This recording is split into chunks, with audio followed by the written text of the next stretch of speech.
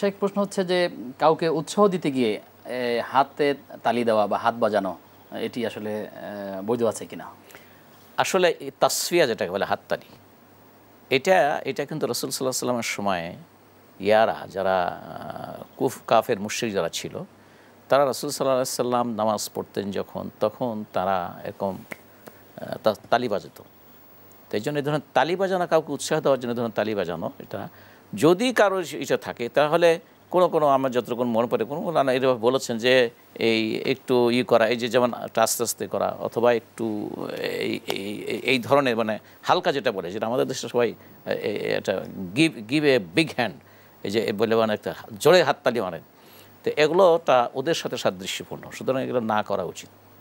জি, আমাদের ভাই প্রশ্ন করেছেন যে আল্লাহ তাআলাকে সেজদায় গিয়ে কোনো মানুষ যখন আল্লাহর কাছে বলে তখন আল্লাহ তাআলা কথাগুলো শোনেন, কিন্তু তিনি যে কথাগুলো বলবেন সব কথা আরবিতে বলতে পারছেন না, তিনি অনেক কথা বাংলায় বলতে চান, এটা কি ফরজ নামাজে বলতে পারবেন নাকি নফল নামাজেই বলতে হবে? আচ্ছা, না, ফরজ নামাজের ক্ষেত্রে উলামায়ে কেরাম অন্য ভাষায় না বলার দোয়াটা না বলার জন্য অনেক বছর প্রাধান্য দিয়েছেন। আমি ব্যক্তিগতভাবে তাই মনে করি, কারণ সেক্ষেত্রে শোনেন, সেক্ষেত্রে রাসূলুল্লাহ সাল্লাল্লাহু আলাইহি ওয়াসাল্লামের শেখানো দোয়া মাসুর যেগুলো আছে, এগুলো কিন্তু এমন কিছু সেখানে, যেমন এই দোয়াটা তো আছে যেখানে সব কল্যাণ রয়েছে, সেটা কি? যে আল্লাহুম্মা রাব্বানা আতিনা ফিদ দুনিয়া হাসানা ওয়া ফিল আখিরাতি হাসানা। রাসূল সাল্লাল্লাহু আলাইহি ওয়াসাল্লাম কিন্তু এই দোয়া এখন দোয়া হিসেবে পর্যন্ত আল্লাহুম্মা বলছেন, এটা হাদিসে আছে যে আল্লাহুম্মা রাব্বানা আতিনা ফিদ দুনিয়া হাসানা ওয়া ফিল আখিরাতি হাসানা ওয়া কিনা আযাবান নার।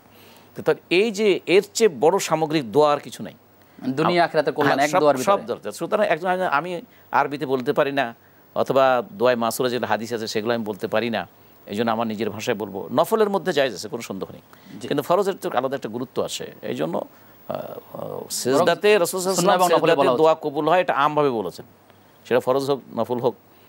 কিন্তু তারপরে ওলামায়ে কেরাম ফরজ নামাজের একটা বৈশিষ্ট্য হওয়ার কারণে সেখানে দোয়ায় মাসুরগুলোকে সেখানে, অথবা আপনি যদি খেয়াল করেন দেখবেন যে সিজদাতে পড়ার মতো যেমন অনেক তাসবিহ আছে, তেমনি অনেক দোয়া আছে। রাসূল সাল্লাল্লাহু আলাইহি ওয়াসাল্লাম নিজেই বলেন, আল্লাহ আমার এই অন্তরটাকে তুমি পরিবর্তন করে দাও এবং দিনের উপর কায়েম। আমাদের দোয়াগুলো আসলে শেখার চেষ্টা করতে হবে, শেখার চেষ্টা করতে হবে, যেটি বোঝা গেল।